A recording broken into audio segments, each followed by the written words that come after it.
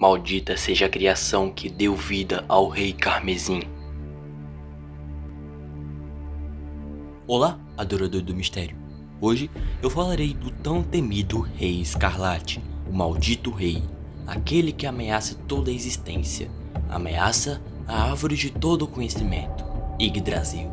Enfim, antes que o O5 me capture, vamos revelar os segredos obscuros do Rei Escarlate. Para entendermos o que é o rei, precisamos ler o texto Poeira e Sangue.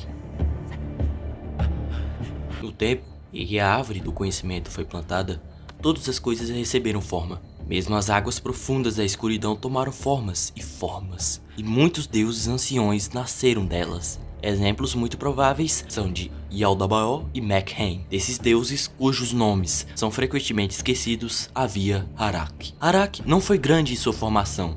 Na verdade, ele era pequeno. Ele se arrastou na escuridão do abismo, mas ao contrário de seus irmãos e irmãs, ele se conhecia e conhecia o abismo. Tão abençoado e amaldiçoado pela sua consciência, ele sentiu dor e solidão e olhou além das profundezas. Mas o pensamento da luz e da sombra da árvore doía mais. A existência era dor. Seria melhor não existir. Ou melhor, seria melhor que todas as coisas não existissem. Após este voto, ele consumiu seus irmãos e irmãs e cresceu forte em suas essências.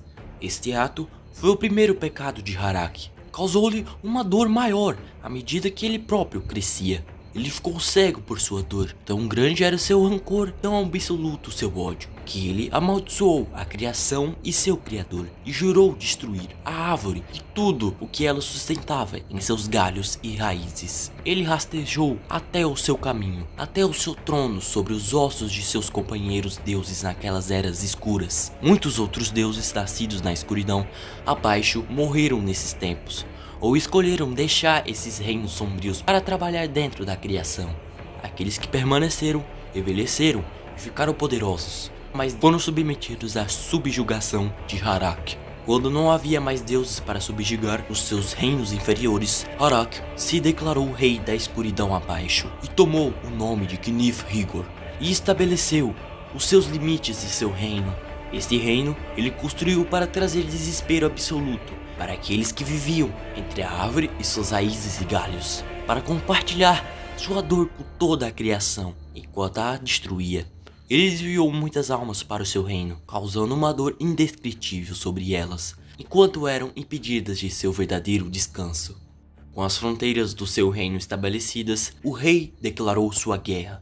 Ele possuía muitos servos, aqueles nascidos na escuridão abaixo, ou aqueles que caíram a serviço do rei. E houve uma guerra com a criação. Esta guerra continua até hoje e não terminará até o fim de todas as coisas. Dos deuses que o rei havia subjugado, Sana era considerada a mais sábia e a mais bela. Ela não havia permanecido no reino do rei de bom grado, mas sua fuga foi impedida pelas atuais situações.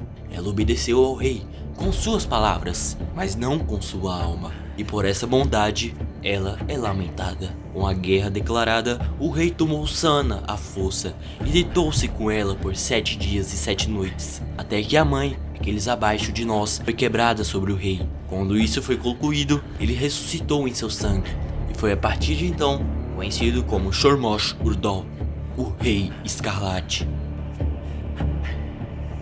7 crianças nasceram de Sana, 7 filhos do Rei Escarlate, emergindo de seu ventre quebrado.